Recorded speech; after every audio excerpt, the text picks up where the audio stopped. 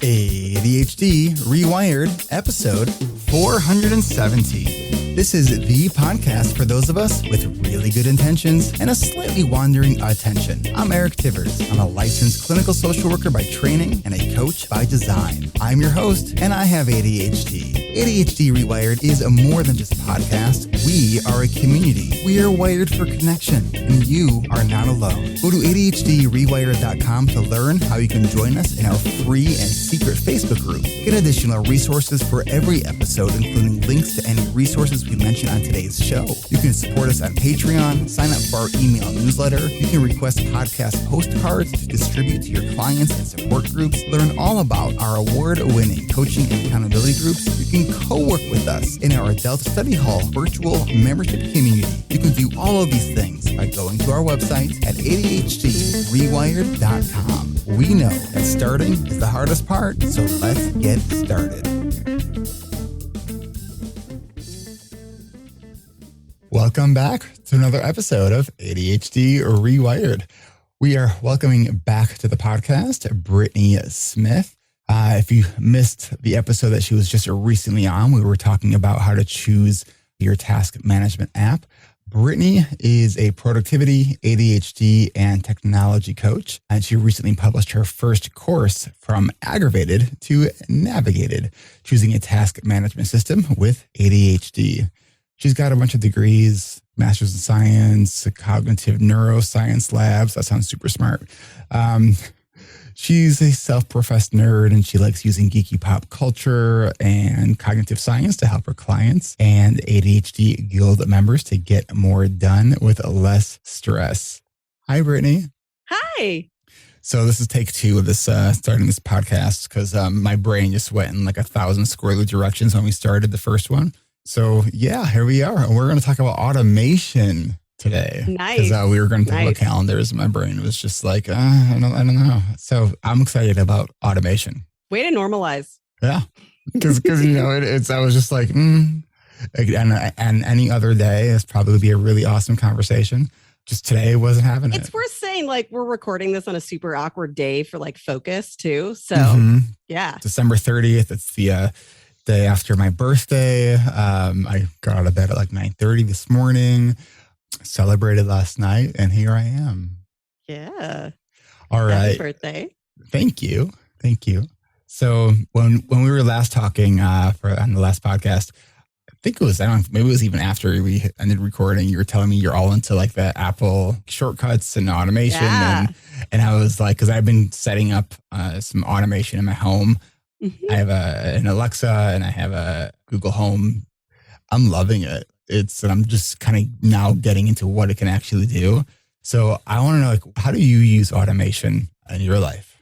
Oh, so I am into some of the home automation, things like having my lights turn on at a particular time. One of those reasons is I really like the color changing lights. So it can affect your mood. It can affect your focus, to be able to have lights that change at the very least color temperature. And so I'm really into those. And I do different activities in the same space. So, if I'm doing something that's low key, maybe I'll have like the relax mode on. And so sometimes I'll have an automation that's even built in with a shortcut. So it maybe says, hey, I'm going to do some videotaping right now. So, hey, turn on the big fancy video lights. I don't have to go around and turn them all in. And it's going to change the color temperature of the room to match the video lights. And it's going to turn on all the right things that I need to at the right time without doing all the fiddly steps that we sometimes are just like, I don't even want to start because I have to turn on all the lights one by one. Well, I know one of the reasons I got into the smart lights was because in my house, I have this in my living room. This light panel has 4 different switches, and I've lived there for 3 years, and I still cannot remember which one does what light. Now I can just say, like, okay, Google, turn my lights on, and they all go on. And it's great. Yeah. I love it. And you're using it specifically for different work types of tasks. But one of the things I started with was like, okay, what's the amount of light I could handle in the morning? So I need, I wanted a little bit of a bluer color, but if it's bright, I will just tell the world to go away and not get up and do my exercising. Cause it was like, you came on too strong lights. You need to like ease into it a little bit. Nice. So what kind of lights are you using? So I use hue lights, and I should say we're still in the early days of stability. So there's still some things, even though I have the newer hub and those things where it's like, I asked Siri to do it. And sometimes the answer is just no. Like that didn't happen this time. Yeah. Like you do still have to have a fair amount of willing to work with itness. Like it sort of has to be your jam. Whereas I'm hoping we'll move into a little bit more stable era. Theoretically, the big companies are working on a more unified standard. So you could use the same set more easily with Google or Echo or Apple's system, and that they could all talk together a lot easier. And that is the hope for the future. But at the moment, like, be prepared for some fiddling. So I think it was on Black Friday, I saw a great deal on, I think it was Sullivan smart lights. Because, when they first came out, I mean, they were like $50 a bulb. Yeah. My just on the first floor of my house, I think I have 16 can lights. So, I mean, that's a huge investment to do that. So I think the can lights were more when they first came out. Yeah. And so I found a deal. I think it came out to like $10 a bulb. I was like, all right, that's not bad. I'll get a bunch and sort of experiment before I do the entire house. So I set those up, and it wasn't too bad. You have to like pair each one. You got to turn the light switch like on and off like 5 times, make it blink, and then you pair it. And it's so it's not like a horrible process. But then I did after like a week. I would tell Google to turn on my lights, and they're like, so and so light is missing, or we can't like access so and so light. And I'm just like, what? Like I just got these. So I like took it out and I put it in a different one and repaired it. And then 2 days later, like 2 other lights has happened to. I was like, oh, come on. So then I went on to the Google and just did for troubleshooting, and like just unscrewed the light bulb and then just screw it back in and it should be fine. I was like, really? So I did it, and it was. Nice. Right. So when he's like a little fiddling, like, okay, it takes a little fiddling. I mean, so, I'm all in on the shortcuts thing on Apple stuff, not on the Mac yet, because that's just playing with fire. It's way too early there for me to enjoy that process. But, but there are ways to tie in. But if you really want it to be stable, and this is going to sound awful if you're not comfortable in that world, the URL schemes are way more stable. So like there's a way to sort of cheat your way in that it seems to work better. What do you mean the URL schemes? Okay. So before Apple bought the app that is now Shortcuts and integrated with their system, there wasn't an easy way to connect these things. And so I used this app called iConnectHue that would give me a URL scheme is the old-fashioned way to automate on your iPhone. So what you do is tap this link, and I still do this all the time to run my shortcuts, actually. You tap on this link that you would set up, and then it would do a thing. But you could run the link within what is now the Shortcuts app. And so it would like connect to this other app. And for some reason, that today is still more stable than doing it. Like if you want 100% for this to execute, you're going to go in a nerdy route. Whereas if you want it to be easier to set up and be okay with the fact that it doesn't work sometimes for no clearly defined reason, then just use the native Shortcuts integration and just pull it in over. So what is this called? The app was iConnectHue, like little I, big C. Then HUE. Uh-huh. And you'd set up, and it was sort of tedious to set up the different scenes you wanted because I haven't had to make a new one in a long time. But then what you would get was a way to make a URL scheme shortcut, and then it would just launch it. Interesting. Okay. Yeah. I've been trying to set up some of the routines, and like some of them have worked well and some of them didn't do it right. Yeah. I had one that was beautiful from last Christmas where like, so at my folks' house, my mom has these elaborate Dickens village and they'll light up and like has all the little figurines, and they've taken over this not small living room. So they're all plugged in via like long power strips in multiple plugs. So I had these 3 all connected to make a scene. And it worked perfectly. And then I tried to do it this year and they just didn't. And so I'm like, well, I just have to dismantle the whole thing and try to put it back together. And it's still, like I said, it's still not super stable. So if you're the person who's like, I want to do that, but I want to wait and not have it be a pain in my butt.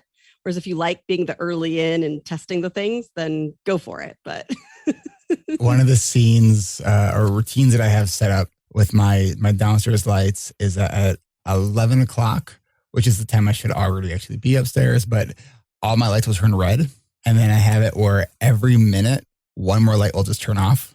So it also sort of, in a sense, since I have, it's 1, 2, 3, 9 lights in my family room, I think.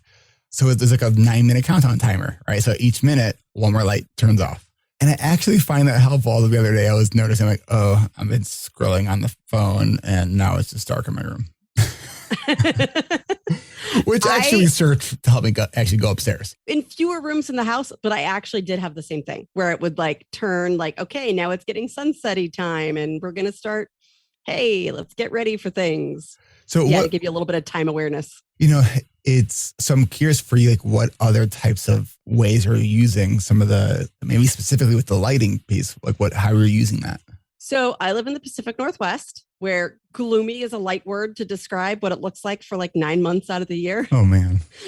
And so I'll also have in many of the rooms, I'll have a sun therapy light. And that is also connected to a smart plug. So if I say, because I've, like many people, converted a guest room into an office. So I'll say, hey, assistant, turn on the guest room lights. And if I have the color temperature saved to like a more daylight one for the hue bulbs, and then I have the sun lamp come on, it's sort of like, oh, I have more energy in this room all of a sudden because I have access to more light. Yeah. It's pretty helpful. One of the things I actually need to do with my my family room lights, because I have, when I moved into the house, like there were no dimmers in anything, and it was driving me crazy. And so I put dimmers in everything, but the smart lights don't like dimmers. So now I have to like change them out. And so I bought all the switches to replace them out. But I'm nervous to do it because the last time I changed a light switch on my own, I went down and turned off the circuit breaker, except I turned off the wrong one. And so this time you're going to turn off all of them. So if you've ever been grabbed by like a live wire, oh, it's scary. Like it is like, even when I talk about it, I can still almost like feel that, like that sensation of just like, that's, so I was a little nervous to actually take on that project. So they've been sitting in a basket on my counter, the switches. I mean, is it worth hiring somebody? Probably. I gotta ask the question. Yes. Because it's one of those things where like, I probably could do it. But sort of my son's been really, really almost obnoxiously into the home automation stuff. Like he talks to the assistants more than he talks to me. And yesterday he comes to my room in the morning, and as I mentioned, it's my birthday. He doesn't come into my room to wish me a happy birthday. He comes into my room to tell Alexa to sing happy birthday to me. Of course he did.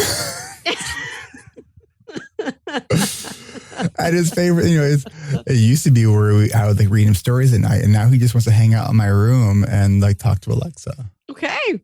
It's it's fun, but he also likes the cool lighting, and it's like it's kind of nice actually, and he loves it. So, but so on one hand, there's a lot of it's sort of fun usage for it, and there's something to be said for that. But there's also the more functional usage. I have the Google Home device speak a direction to my son when it's time to start getting ready to go to school. Nice. And he loves it because I kind of have the Google Home like sort of like in a fun way. I think and he loves it. Like the first time it went off, he was like, wait, did you program it to do that? Like, that's amazing. And I keep threatening that I'm going to make it set up where it won't recognize his voice if he starts talking to it when he's supposed to be actually brushing his teeth.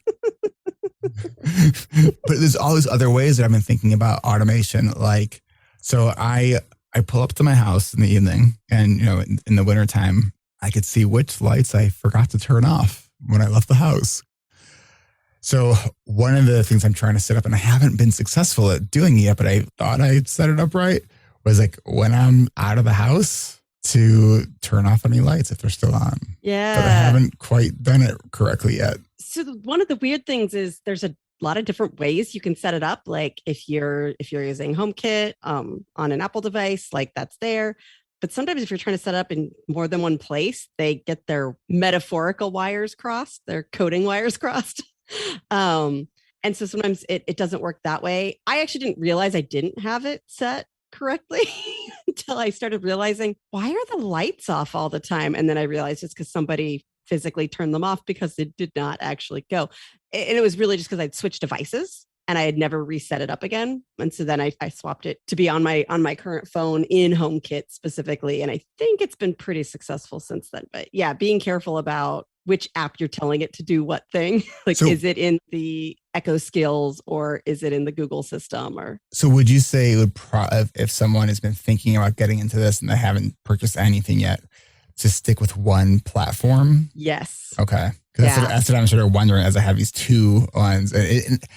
I think I like Alexa better than Google Home, but I also think Google Home... One talking to thing at least, and then as few other ones as you can mix in as possible. Like you could get smart plugs from lots of different places, but that's a lot of different apps to go check and set them up.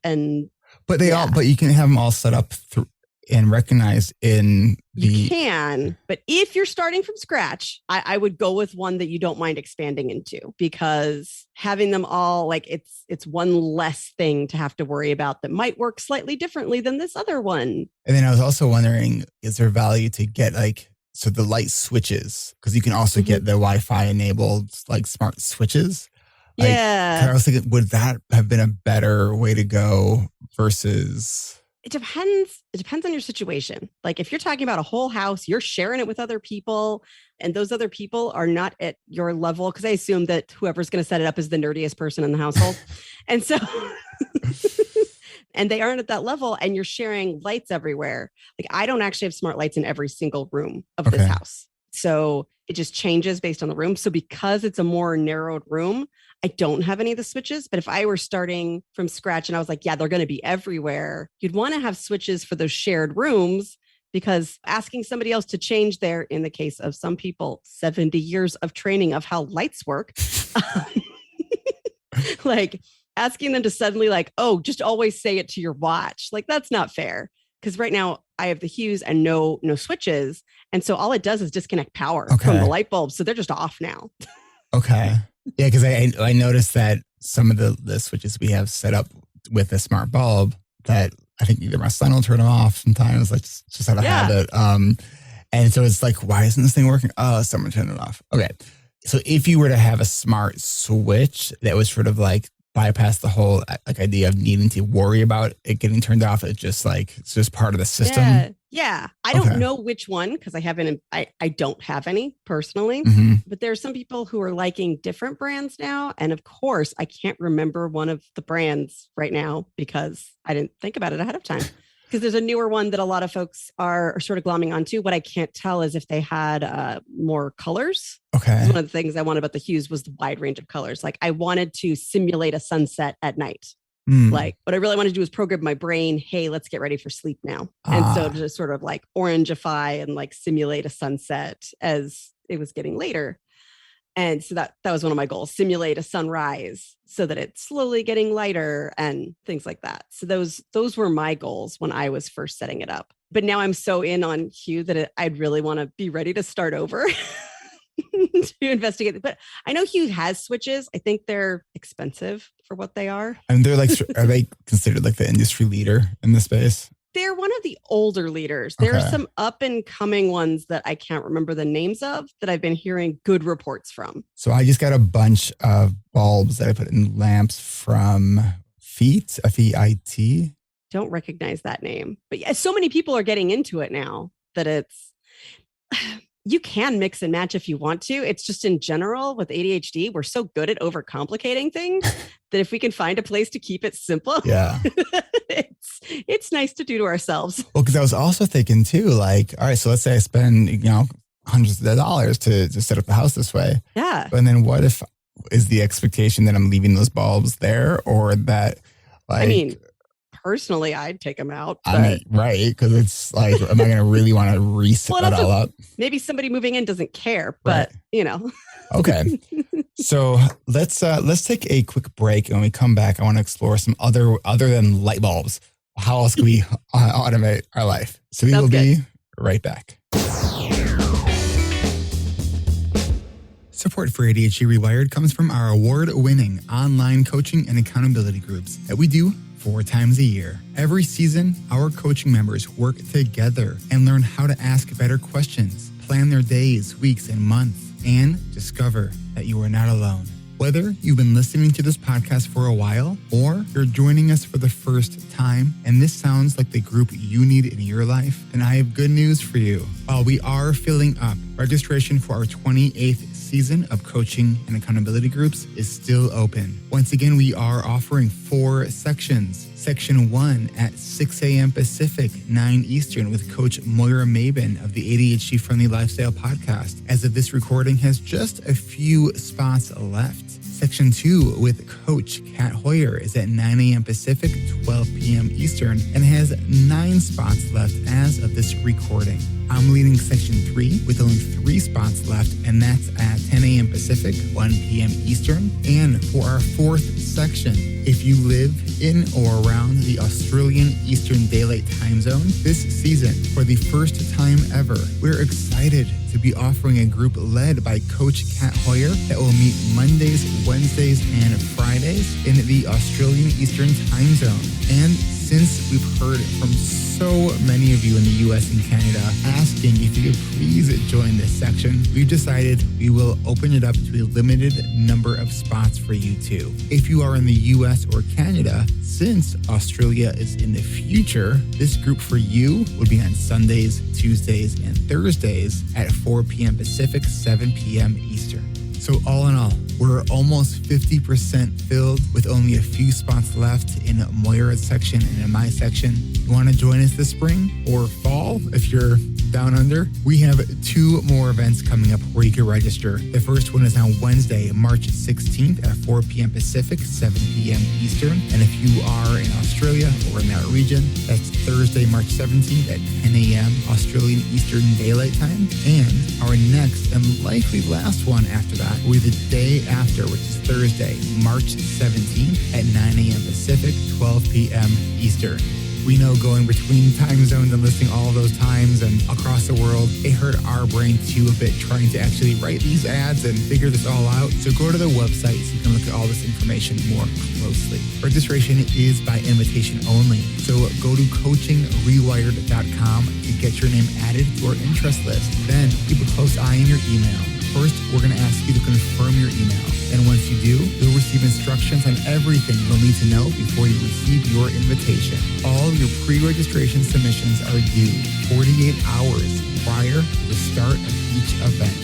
Yes, we know it's a lot of information, but don't worry, you'll get all of that information you need to join us for our upcoming registration events once you've added your name and confirmed your email at coachingrewired.com. You'll also find the schedule of the upcoming season at the website. Again, join us for what will probably be our last 2 registration events on March 16th and March 17th. Registration is by invitation only, and we do want to invite you because it's more than just the tools. This is the coaching community full of other adults with ADHD who understand the quirks we share and the struggles we face. It's about gaining awareness of our time, our tendencies, and more significantly, ourselves. And finally, it's about the bridges we build and the bridges we cross to the other side.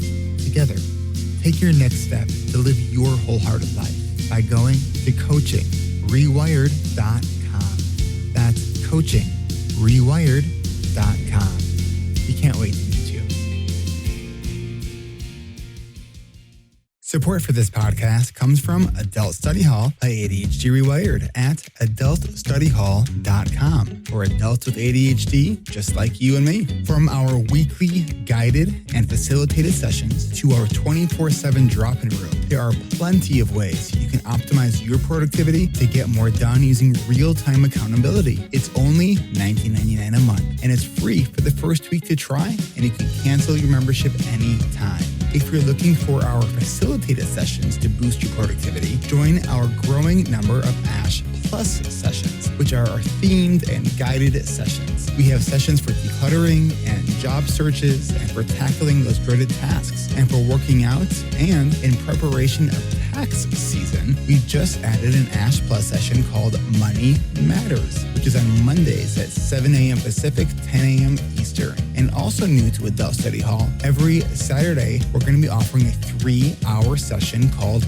Create With Me. So if you keep meaning to paint or draw or craft or whatever creative projects you want to do, come create with us. Create With Me is on Saturdays, starting at 2:30 p.m. Pacific, 5:30 p.m. Eastern. And this Friday, we'll be doing our monthly Pomodoro dance party. Work for 2 50-minute blocks and get that dopamine flowing with 10 minutes of high-octane dancing after each work cycle. And this month's Pomodoro dance party will be led by the host of the Hacking Your ADHD podcast, Will Curb. The doors are open, and we'd love to have you. Get to know more about our Ash Plus sessions and our 24/7 drop-in room now by going to adultstudyhall.com and join the virtual co-working community built just for us. That's adultstudyhall.com.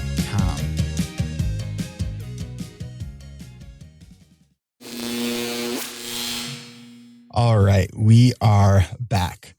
All right, so Brittany, one of the other sort of automation things that I recently set up in my life is I went to the premium version of Tile. Right. So for 2 reasons, because I would never pay attention to those low battery indicators and then the battery would be dead, which then Tile doesn't work when the battery's dead. No. And I love Tile. Like it's amazing how I probably use it at least once a day. Oh, wow. I the other day, what was I looking for? What was I looking? Whatever I was looking for, it was actually in my hands that I was looking for it. Oh, that's my favorite. I ping it and it's like, oh, I think my favorite, and I don't want to freak anybody out too much, but like my favorite is with an Apple Watch, you can ping your iPhone if you don't know where it is. Pinging my iPhone and realizing that I had just been in the bathroom and it was in my bra. That's awesome. So the thing that I like about the membership, the premium membership for Tile, and I think it's like $8 a month or something, is 2 things. One, they automatically send you batteries when they're low. Now you have to actually put them in, but it makes it a lot easier. The other thing, and this has actually helped me at least twice since I did this, and I've only had this for like a month now. You'll get a text notification if you leave your house without your wallet, if you have a Tile in your wallet. Uh-huh. Yeah. And so I'm like, oh, so I turned around and I'm like, I went back to get my wallet. I didn't realize it. Yeah. So that was a kind of a cool automation. Mm-hmm. Yeah. And so, you mentioned the Apple Watch. So I am a recent new owner of an Apple Watch, and I like it for a lot of health types of things, just to be able to track sleep and exercise. And there's some other tools that I'm looking at that can give you even more information about just like your biometrics. And I just think it's really kind of fascinating. But what are the other automated tools that you don't need to be super geeky and like tech savvy to use that are actually really helpful on like a day-to-day basis? Yeah. I mean, there's also, if you are on the Apple ecosystem, AirTags, which are an alternative to Tile. Mm-hmm. The advantage is if you are not a daily user of the app, one of the struggles is keeping the app active in the background enough to use it regularly and have it be tracking actively. Because the operating system wants to shut down things that it thinks are wasting power, which is normally a good thing. So one of the advantages just straight up is if you're only an occasional user of I lose things once in a while, is that because the app AirTag is built into the operating system, it doesn't have that. Oh, interesting. Issue. So you're better off with AirTag if you're on Apple. If you don't use it very often, like your app is probably fine. You're not hard closing it. You're using it regularly. Like your phone's going to learn this is something you use all the time. Mm-hmm. It's when you're like oh crap, I only need to ping it once a month kind of person that, you might want something a little more passive. Okay. That's interesting. Now, what about, you had mentioned the shortcuts app. Mm-hmm. And I know this is like your jam. Like you get excited talking about this stuff. So now this is for iOS folks. Now I don't know if there's equivalents on Android. Are you aware? I don't know what the current state is. A couple of years ago when I was looking into it, Samsung was trying to do something similar with Bixby, but I think a lot of the base Android and Google attempts at automation are really through like the Google Home Assistant idea. Okay. So then it could go through an app too. And that was my impression at the time. So what are some of the shortcuts that you use that are just super helpful for you? So mine are crazy. Okay. Mine are crazy. Let's talk about really good uses in normal ADHD life. Okay. All right. Versus crazy ADHD life. Right. Okay. Yeah. So, all right, where should we start? It depends on what do you want it to do. But one of the things that a lot of our folks really hate doing are asking for things, even if it's that person's like, sometimes it's a delegation. Sometimes it's, hey, I need a sub for this one thing, or something for a meeting. And if it's something you do regularly and you find yourself like procrastinating sending that email until like it's now so embarrassingly late that you're like, I might as well just do the task myself, and then no delegation happens. So it would be for something like that. And I've walked through these with a lot of folks that I've worked with that are business owners or business partners who have people to delegate to and are just like frozen, not actually delegating because it feels like asking for help, and that is hard. Okay. And if we don't do it soon enough, like right when we get it, now it feels old and gross and it gets harder. So let's say you've got like two people that you might ask for help with a thing. My example was I needed a substitute for this class. And in order to get a substitute, like I didn't have to call everybody. I just needed to tell the person above me, hey, I need a sub. That's it. That's all I had to do. And I had this hatred for this task. And so what it did was I made a shortcut to send an email. And so the shortcut, all I had to do was, it was called like ask for sub. And I would prompt myself, when are the dates you need it for? So I'd put it in, and then a prompt of, what do you need the sub? Like, what are you doing? Just so it's slightly personable. And it would fill in all the rest of it. And then like it fill out the rest of the email. It would like format the date. So like, thanks so much. Cause sometimes it's just like typing each word in the email is just painful. Mm-hmm. So if you can find those things that are like painful to you that you do somewhat regularly and find like, okay, everything in this email is the same except for why I'm gone and what the date is. And so then one of the clients I was making one for, when we adapted this together, he had 3 people he could delegate to. So what did it do? It went in his contacts. We had made a group, like just pick one of these people, which one of the people, and then it will put in the right email address, the right hi so-and-so. Then he could ask for the things he needed. Okay. That's interesting. So what would be the difference between that and using something like, say, Text Expander to create templates? They're very similar. Okay. I found that even though I had Text Expander long before I made these, I used this more. Would you say that just like maybe the interface is a little more? Could be that it was just naturally a better fit for me. Okay. But I found I used it more. And maybe it was just because I cluttered up my Text Expander snippets with lots of crap I never actually used. ADHD style. But yeah, that one worked better for me. Now, where it would come down is because it can't automatically put their name in. It can't automatically put their email address in. And that those were steps I was also feeling resistance towards because it can get information from your contacts app. And so that's what I'd use it for. Got it. Okay.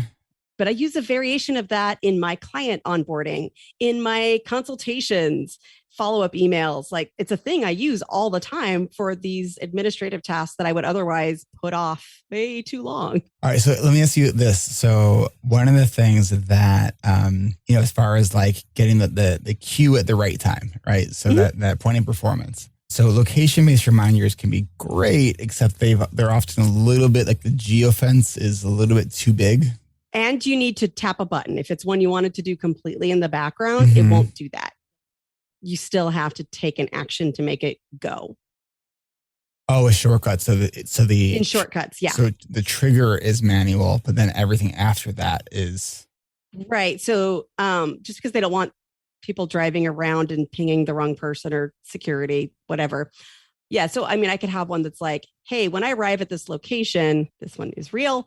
Decrease the brightness of my screen and turn off Wi-Fi because the Wi-Fi was no good at that location. And it would be like all these things, basically, so no one could tell I was playing Pokemon. So that's why the brightness had to dim. This is in the before times when I went places. And So it would dim it, but like all it would do was put up a notification and I'd still have to tap through. Okay. And that one still doesn't go completely automatically. You still have to like take an action to have it go. All right. So thinking about creating automations for things like remembering to look at your calendar, other than just a reminder that reminds you to look at your calendar. Okay. Yes. I find the best reminders and the ones with the best likelihood for me to act on them are the ones where there's a link or somehow like the actual alert will take me to the right thing. Like Discord alerts make me crazy because they don't take you to the right conversation over half the time. Okay. You know, that like that idea where like, yeah, take me to the thing. So if I had an alert, I could create a shortcuts one, or it could be through reminders or something else that would say like, hey, every day at 10 a.m. alert, and it says open your calendar. Well, if what I have is a shortcut and the shortcut is just like open calendar, then yeah, I would tap through, it would open my calendar. Okay. Now, could you set it up where, so I'm trying to think of different use cases.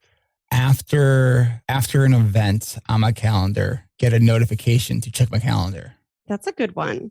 So the current built-in shortcut automations aren't like that, but I will tell you what I have, which is I have a shortcut that I run to set up every single client meeting exactly the way I want it. And so that means it has like a 15-minute little calendar item it puts in that's like, hey, get ready for meeting. And like a little 15-minute one that's like, hey, put away from the meeting on each meeting. And it can have a reminder. And these are all in date. We're getting complex, but like they're in date relationship to the calendar appointment. So you could say, create a reminder at that time, and then have that reminder contain a URL to take you to open your calendar. Huh. It is kind of interesting just to think about the ideas of what's possible. And I think that's sort of what's exciting is like, okay, like, if you're interested in this kind of stuff, because you maybe enjoy solving puzzles, because it is kind of a puzzle, right? It is. And that's part of what I love about it. Right. No, and that's part of what I'm really enjoying about setting this stuff up to see like, what is actually possible? Like, how can this actually make my life easier? And how can I scaffold a bunch of my executive functioning type of stuff through automation and stuff like that? But even things like, if I can have it where it knows, for example, so I have security cameras both in my office and at home, like being able to set up like the use of motion being a trigger, but only have it be like, if there's no motion after X amount of time and then there's motion, then can it get that sophisticated? For the shortcuts triggers, less so. Okay. I mean, if you're looking for something that because they're automations, so they're like all the time set up. And when you get a lot of them, what you end up is a lot of things you can't name that you have to scroll through. And so they're going to be less like that. But what you could do is have a thing.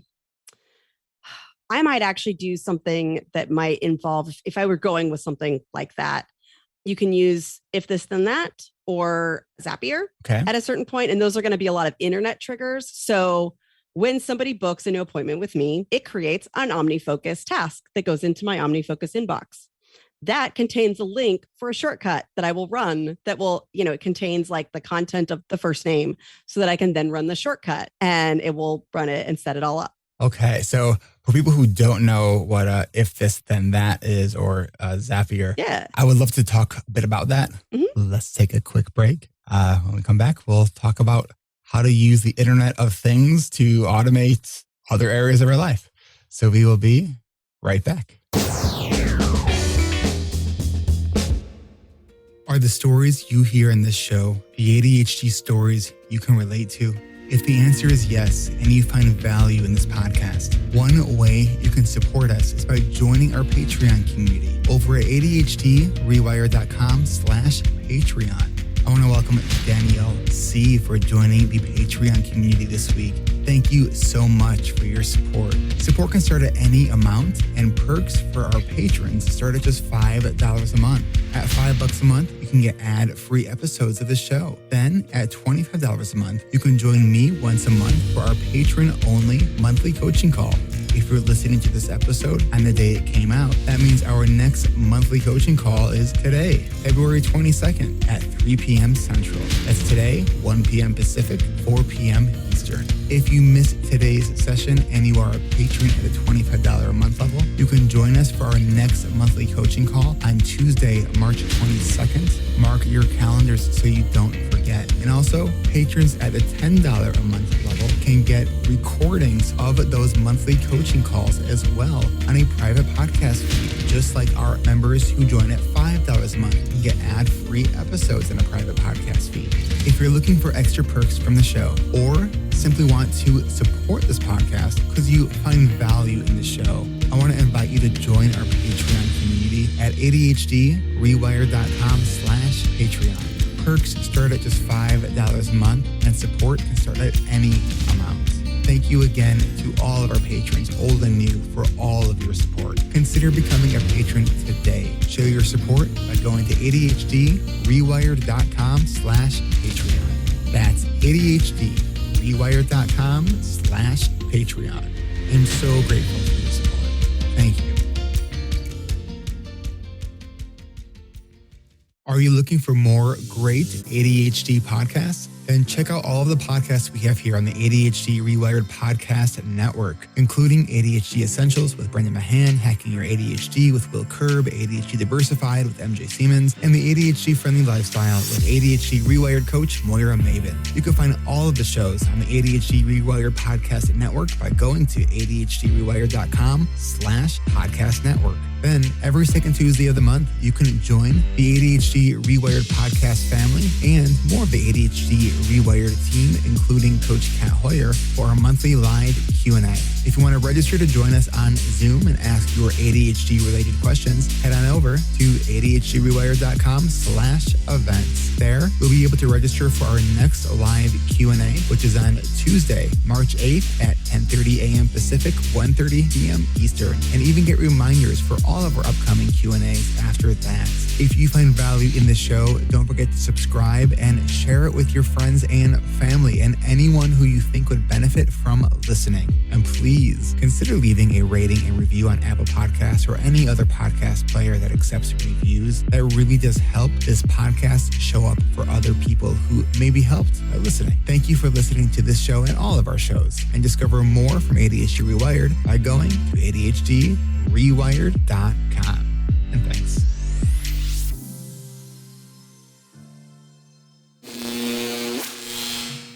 All right, we are back. So, Brittany, if I sit down at my computer, then I want my calendar to open. Is there a recipe to do that? So that would be probably local to your computer as opposed to an If This Then That or Zapier, which are more internet connected things. Like I release a YouTube video, a tweet happens. Okay. Those are going to be some of those automated, like if this happens, then that happens. So this will be local to your computer. You don't really want your computer sending a message to the internet every time you sit down to start working. That's potentially hazardous. But there are some ways. There are some different interesting tools that you could use to make something like that work. One of my favorite tools, and I feel like the predecessor to Shortcuts was really inspired by this also, is Keyboard Maestro on a Mac. Okay. On a PC, I got nothing. Okay. Like, I don't know. But on a Mac, Keyboard Maestro is one of those, because it has lots of triggers. It could be keyboard shortcuts, which is what it is named for. But it can also be like when this application is active and those are some of the things that then Shortcuts took triggers from. So you can, by the way, have a shortcut of, hey, when I open the Kindle app, go to Do Not Disturb. Oh. Those are some shortcuts you could have that would then be like, yeah, because this is my reading time. So it could trigger, set a timer. It could trigger some set of things. It could, if you get into time tracking, you can involve time tracking inside those shortcuts, which is, if you haven't tried time tracking, it's potentially a rabbit hole, but also a way to learn how linear time works. So I know that one of the on the Shortcuts app, iOS, there is a thing for time tracking, and I saw that and I was like, "Oh, cool!" I couldn't figure out how to get it to set up. I think the issue was I didn't understand the language it was needing. So it was like, so if I tap on it now, it says there's 12 actions, and then a little pop-up comes up that says scripting. Which activity do you want to track now? 1 or 2? Did I set that up? I don't know. That sounds like a default one. And I mean, there's if you think about like a time tracking app like that, like I hit a start and stop button. I don't think it means that, but I would actually have to look at the shortcut to decipher it for you. Okay, so let's see. It says so it's the list, and under the list it has 1 and then 2, and it's like a menu that you can kind of move around. So I'm holding it up, which makes really great audio. And then it will tell me to or I can add an item. And then it says choose from a list, then ask for date, time, when you start the activity, and then ask for number. It sounds like you're just putting stuff in a spreadsheet that you already did. I don't even remember setting any of this up. You can have a gallery. It's actually really interesting to browse the gallery of pre-made shortcuts. Oh, okay. Yeah, to see what's there. We did promise a little bit of Internet of Things. Yes. And tying back to our earlier conversation, you can put your smart lights into something like If This Then That or Zapier, if you so chose. If you wanted to be like, hey, every time the wind is going to gust above this amount, like change the color of my lights. I actually think that'd be super distracting, but like it's a thing that one could do. Okay. Every time I get an email, seriously, don't do that. But like you could. So, so with If This Then That, so it's an app or a website that... So it's an internet service. Yeah. Right. It does have an app that connects different things together. So it's Zapier. And tomato. Yeah, I think it's Zapier. But and Zapier's has some really complex ones. And more for business. Yeah, it's more intended for business than really casual use. So I know for If This Then That, one of the things that I have just to be able to track like how many hours do I actually work, or at least how many hours I'm at my office. So I have a thing that says when I arrive at my office, put that on my calendar, and then when I leave my office, put that on my calendar. And so I have a little sliver at the beginning and end of the day that goes into my calendar that can say when I was working. And I think that's helpful. Yeah. Yeah. And that's really automated and not super fiddly. So I'm trying to think what are some other, even if we're not necessarily explaining how to do it, but just helping people understand what's possible.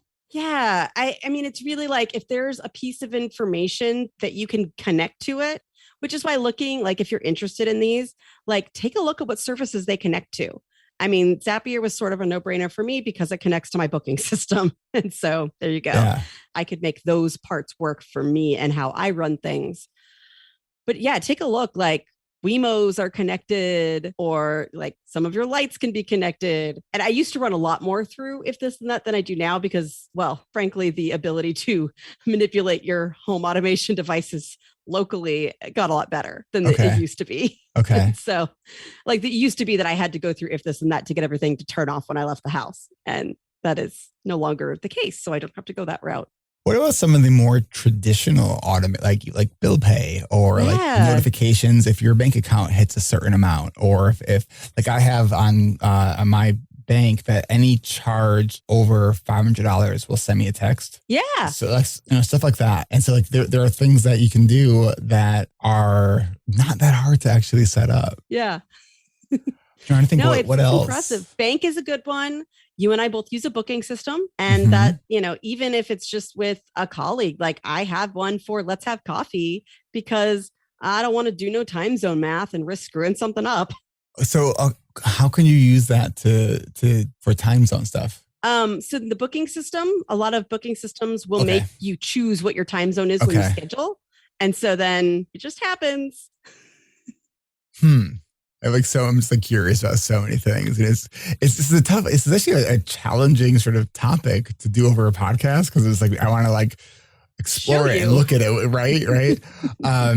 Who would you say would be like, if there's someone who wants to get set up on getting more automation in their life? Like, I think one of the challenges with a lot of things with ADHD, like people don't know where to start. Yeah, it is like reaching out to you and working with you. Like, do you help people actually like set up their shortcuts and automations? We do sometimes. Yeah. But one of the first things really is asking yourself, what's causing pain? Now, if you really have no idea and you want to set it up, yeah, by all means. But like, there's some stuff you can do on your own. Like I'm going to be honest about that.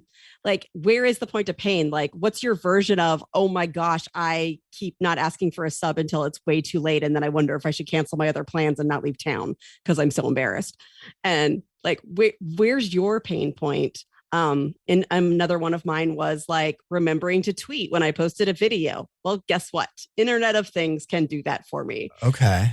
What are the fiddly things that you would like to have happen for you? I mean, the like color changing lights from the internet is fun and silly, but what's really going to make a dramatic difference in your life? What's going to reduce some pain? And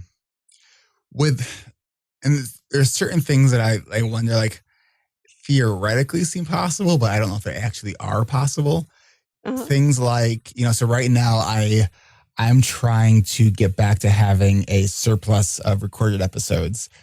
So I'm not scrambling, because right now, like, we're recording this on December 30th, and I've been recording an episode or two almost every day over this last week and to next, as an in-between coaching seasons. Because I had like cut back on what I had going on with the podcast, because I had like so much surplus for a while. I was like, okay, I'm really busy. I can let some of this go for right now. And then like I didn't set up the trigger to say, hey, go back and reset up how it was so you don't lose your surplus, right? Because a couple weeks ago, I was just like, I have nothing recorded.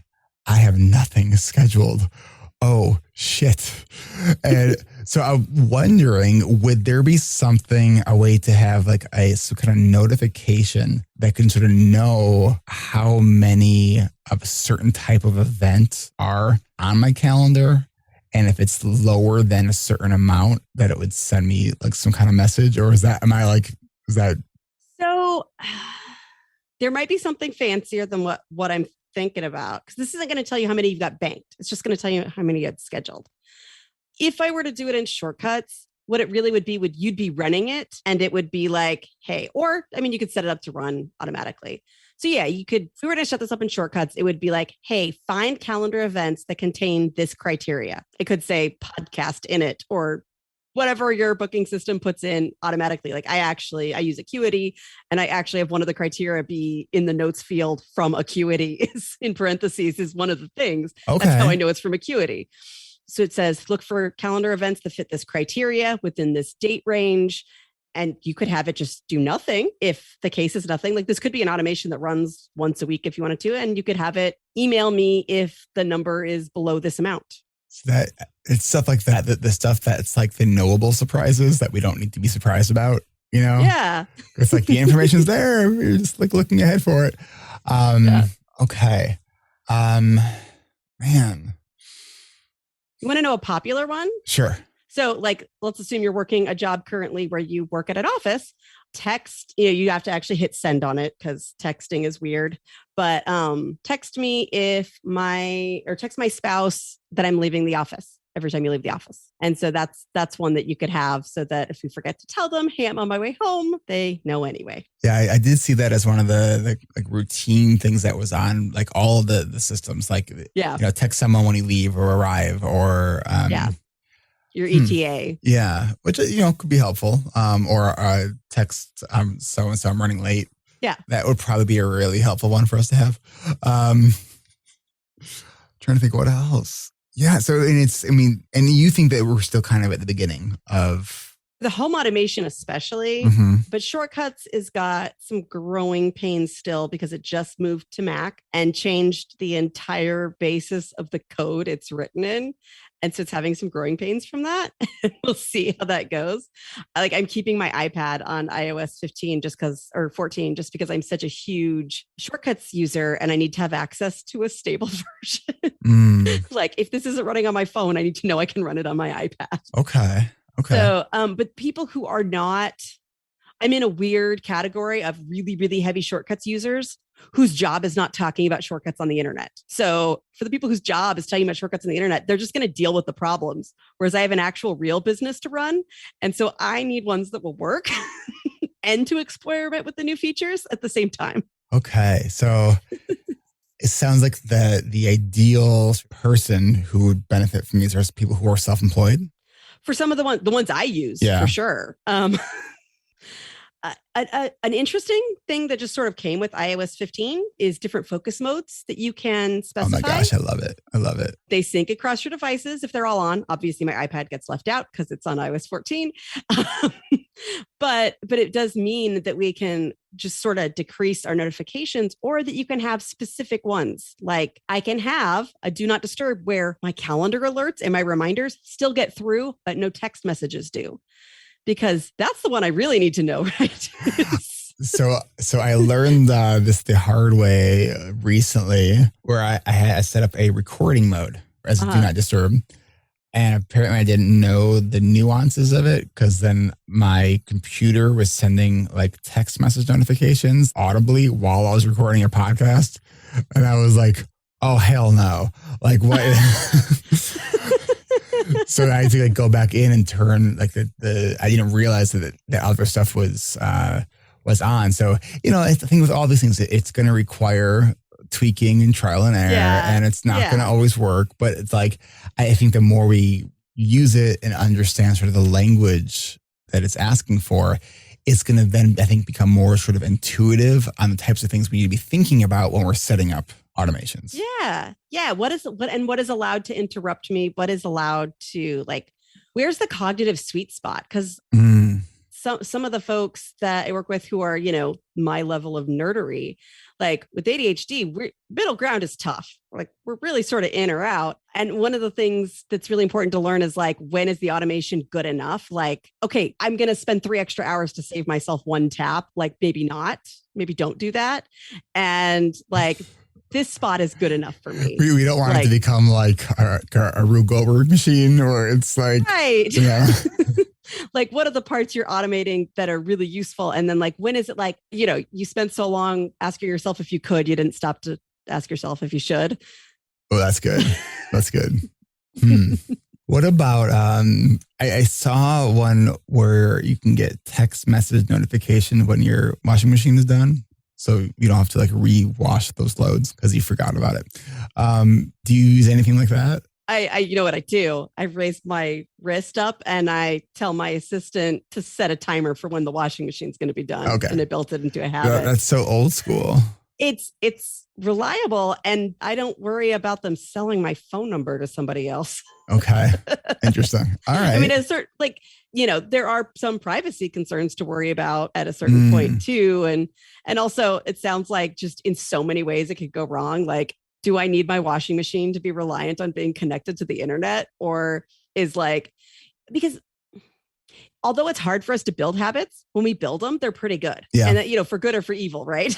If my habit is scrolling Pinterest and not being able to stop, and it could be a strong habit. Yeah. But if I set it up where it's like, okay, turn on washing machine, now set timer, then it's easier. And the reason I use my watch is because it doesn't make any noise. It just gently vibrates my wrist, which is way less annoying to me. So I'm less likely to just turn it off and ignore it. Do you have an Apple TV? Not a recent one. Okay. Because I used to do this with my phone, and now I'm doing it with the watch, or I can just hold the Siri button on the watch and have my TV turn on or off, which is great. And just I don't know, I think it's easy. Our TV actually is connected to HomeKit. Okay, but I always forget that I can do that. Nice. I knew. It was Tom Nardone who showed me a while back that he was able to use, I think it was the Amazon Assistant. I'm just trying to not activate people's devices. Okay, Echo. To not only just turn on his TV, but actually to launch a specific show on Netflix. Nice. Which, I mean, that's actually, because it's you open up your phone to go do something, but then you see everything else on your phone, and then you're distracted at what was I going to do in the first place? Oh, yeah. Asking Google or asking S person to open the app for you is a great way to not get lost in the weeds on the way there, for sure. Yeah, no, I use that a lot. I use it a lot. Okay. Yep. If you can have 3 wishes of things that you could automate in your life, what would they be? Oh. Oh, yeah, the joyful, gleeful smile you kind of have in your face right now is kind of comical. Okay, but it's impossible. So that's why it's a wish. Okay. Writing email responses for me. Okay. Some email apps do AI. Some do. It's true. I have not explored them thoroughly. That's fair. I'm wary, but yes, I have not explored them thoroughly. Oh, you know what? So I love automations that jump me to a particular place in the app, right? So I'm at the right spot. If I'm supposed to be looking at my calendar for tomorrow, it's going to take me to calendar for tomorrow using a shortcut. That exists. But in real life, I want to just appear on the elliptical machine without having to walk up to it, because that's all these places where I could get distracted and decide I don't want to before I get there. So you want beaming? Yes. Automated teleportation. Yes. That, I at least a weekly basis, I wish that was a thing. Right? Because transitions are hard. They're really hard. And if I'm just there, maybe I'll just go with the flow. Man, would there be a way, where you could set up a race? So once the cue goes off, you have 15 seconds to run to get to your elliptical or whatever to kind of gamify it a little bit. So I've done similar things, but they probably weren't visual enough to really register that way. Okay. Where it would be in 15 seconds. They were more hey, don't have it take longer than 5 minutes or whatever, which is maybe a little more vague of a time. So, it's an interesting thought. Have it just change my lights, the color, and on your mark, get set, go. It's so funny with just the divergent thinking that tends to happen with ADHD. My brain is just exploding with all these different things. I'm wondering, could you do this? Can you do that? What if? So what I would be super interested in hearing would be from listeners if they're using some kinds of automation. So if you wanted to share kind of what you're using, go to the show notes for this episode, which is ADHDrewired.com/whatever episode number this is. I never know. I need an automation for that so I can know what episode numbers these will be. And let us know. Well, there's a form on every page. You can make comments and stuff like that. So that would be a really cool thing to share. Brittany, any kind of final thoughts you want to share with our listeners? It's okay to dip your toe in, but if you're going to go all in, make sure you know what, anything else, what do you want from it before you get lost in the weeds? That's good advice. But it could be really cool if you do know what you want. Brittany, thank you so much. This was fun. Thanks for having me. You bet. This is Eric Tivers. Thank you for listening and congratulations for making it to the end. ADHD Rewired is more than just a podcast. We are a community focused on learning, growing, and connection. The website is ADHDrewired.com. You can find time-stamped summaries and additional resources for each episode.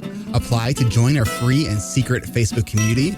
Learn more about our award-winning intensive online video-based coaching and accountability groups. Join the Adult Study Hall virtual co-working membership community. Find all the other podcasts on the ADHD Rewired Podcast Network. Sign up for my email newsletter to get exclusive content that you won't hear anywhere else. And use the search tool to find episodes on specific topics. You can do all of this at ADHDrewired.com. While you're there, click on the Patreon button.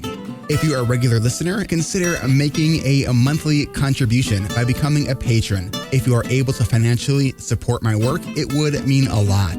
This show is free to you, the listener, but it's not free to produce. Plus, patrons get cool perks like ad-free episodes and access to recordings of coaching calls, and $25 a month patrons can join me once a month for a group coaching call. You can follow me on Twitter at Eric Tivers. You can like our Facebook page at facebook.com/ADHD Rewired. If you're a coach, therapist, or related professional, connect with me on LinkedIn at linkedin.com/Eric Tivers. Subscribe to ADHD Rewired on YouTube to see selective interviews and other videos I've made. Podcasts change lives.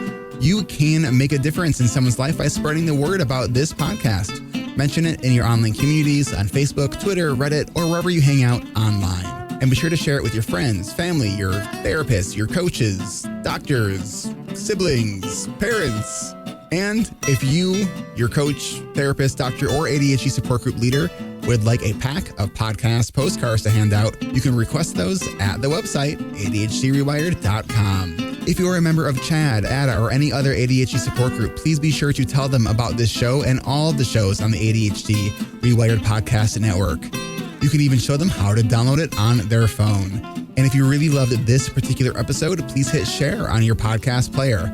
I'm only one person, and I do count on you to help spread this message. One of the biggest things that you can do to support this podcast and help other people discover it is to leave an honest rating and review on Apple Podcasts or any other app that supports reviews. And don't forget to hit subscribe so new episodes are automatically pushed to your favorite podcast app. Looking for more ways to listen and learn? Get a free audiobook and a 30-day free trial at Audible by going to audibletrial.com/ADHD Rewired. Here is my list of must-listen-to audiobooks updated July 2021. Nonviolent Communication by Marshall Rosenberg. Attached by Amir Levin and Rachel Heller. Atomic Habits by James Clear. The 5 Dysfunctions of a Team by Patrick Lencioni. Crucial Conversations by Carrie Patterson. The Coaching Habit by Michael Stainer. The Body Keeps Score by Bessel van der Kolk. Rest by Alex Sujong Kim Pang. The 5-Second Rule by Mel Robbins. Make It Stick. The Science of Successful Learning by Peter Brown. The Productivity Project by Chris Bailey. Meditation for Fidgety Skeptics by Dan Harris. Change Your Questions, Change Your Life by Marilee G. Adams. I always recommend to my coaches and admin that they read that book. The One Thing by Gary Keller, a required reading for all of our coaching group members. Procrastinate on Purpose by Rory Baden. The 4 Tendencies by Gretchen Rubin. The Art of Asking by Amanda Palmer. And if you're looking for something a little bit more magical, I have fallen in love with the Harry Potter series, and the narrator, Jim Dale, is amazing. And of course, if you haven't yet boarded the Brené Brown bus, all of her stuff is great, starting with Gifts of Imperfection, Daring Greatly, Rising Strong, and The Power of Vulnerability. And if you're an entrepreneur or leader, be sure to check out her book, Dare to Lead. Do you have something that you would like to share? Click on the podcast tab at ADHD Rewired.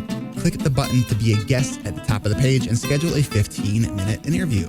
This is Eric Tivers, reminding you to keep learning, growing, and connecting. Self-care is not selfish. No matter what you get done or don't get done, you are still enough. And no matter how hard it feels, we can do hard things. And we don't need to do them in the hardest way possible. Thanks for listening. I'll catch you next week.